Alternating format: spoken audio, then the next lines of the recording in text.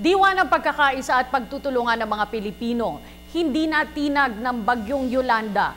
Samantala, tulong ng pamahalaan nagpapatuloy na ipagkaloob kahit sa mga lib na lugar sa Samar. Narito ang ulat ni George Bandola. Hindi natinag ng bagyong Yolanda ang Filipino spirit. Maging ang pagiging makabayan ay mapapansin kahit sa mismong mga bahay na winasak ng bagyo.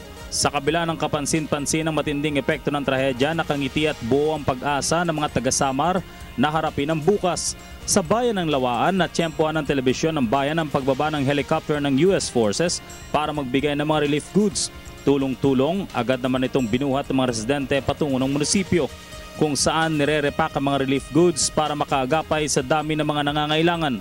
Para po magkasya sa mga namin, sa mga residente. Opo, kasi po kulang sila eh.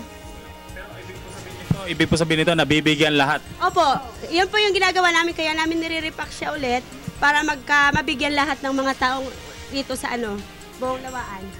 At hindi pa man tuluyang nakakaahon mula sa trahedya, naghahanda na si Mrs. Rosario Palanya para pasalamatan ang libo-libong nagbigay ng hindi matatawarang suporta mula sa mga health workers, sundalo, pulis at mga puwersang dayuhan na hindi napapagod mag-abot ng tulong.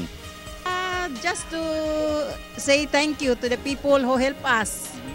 Dahil nga ng bagyo ang kanilang mga kabuhayan, nais lang ng mga taga-Samar na mabigyan sila ng pamahalaan ng mga gamit at tulong para makapagsimulang muli.